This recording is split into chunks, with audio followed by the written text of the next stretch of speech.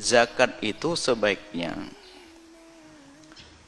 diberikan kepada orang yang ada di lingkungan kita,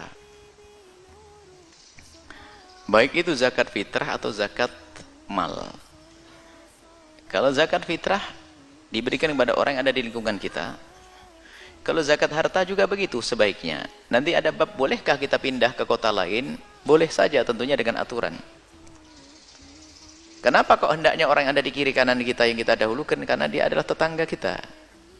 Kalau itu zakat harta, dialah yang kena deru mobil kita, rumahnya, jalannya dirusak oleh truk kita yang besar.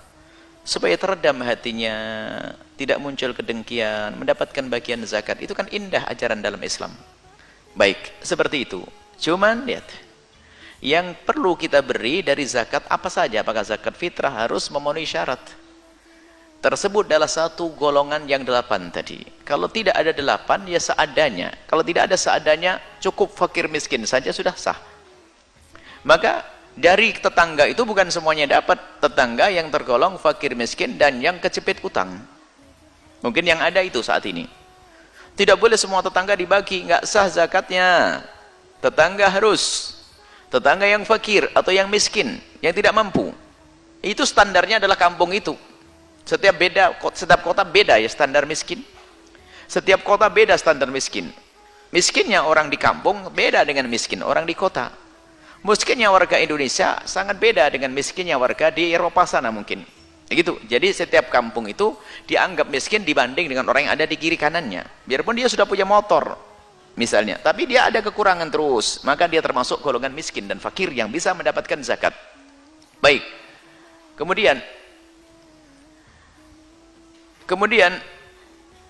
ini miskin. Kemudian tadi apa? Masjid, panitia zakat yang dibentuk masing-masing musola. musola. Panitia bukan. Panitia tidak berhak mendapatkan zakat karena dia bukan amil. Amil itu adalah orang yang mewakili negara, yang ditunjuk negara untuk mengatur zakat. Tugasnya mengambil, menghantarkan, mendata. Itu ditentukan oleh negara. Dan negara yang ditegakkan syariat di situ. Atau negara yang memperkenankan urusan-urusan agama. Selagi orang membuat panitia sendiri, nggak boleh menganggap dirinya amil. Wah, ini paling bahaya. Nanti buat amil-amilan. Pengen mengembat duit zakat, membuat amil-amilan. Butuh 3 orang, seanaknya 16 dimasukkan semua, biar jadi amil. Kan kacau nanti. Nggak, amil itu dilihat oleh negara. Dibutuhkan berapa orang ini. Jangan duit zakat dihabiskan hanya untuk amil, nggak. Dan amil itu pun, kita harus paham. Amil itu pun boleh diambilkan dari duit zakat, ambil yang sesungguhnya. Kalau wakil-wakil itu bukan amil. Ambil yang sesungguhnya pun boleh diambilkan dari duit zakat, jangan lebih dari ujratul mithli. Artinya seolah-olah gajinya dari situ. Dia pegawai kerja, berapa gajinya? Kalau sehari 50.000 ya diambilkan dari zakat 50.000, kurang lebihnya seperti itu. Jangan seenaknya sendiri, bikin direktur sendiri. Direktur badan ambil zakat, gajinya 6 juta. Apalagi anaknya 16 ikut semuanya. Ini mau ngabisin duit zakat, orang fakir gak dapat. Awas, hati-hati di sini. Anda bukan amil kalau hanya pengurus masjid. Anda orang sukarela yang mempermudah urusan zakat. Hebat. Hebat. Tapi Anda bukan sebagai amil. Anda bukan sebagai amil. Anda bukan amil zakat. Satu.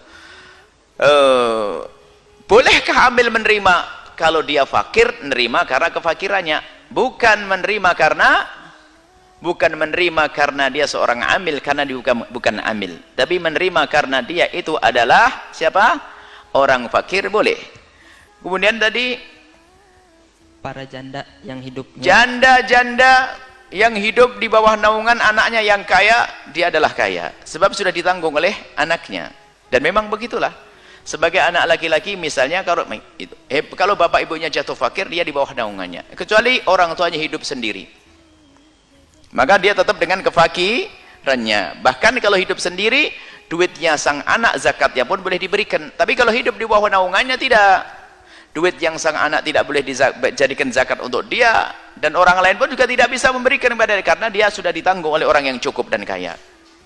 Baik, kemudian apalagi tadi? Apakah Ustadz marabot masjid. Ustadz fisabilillah, enak bener. Nggak ada.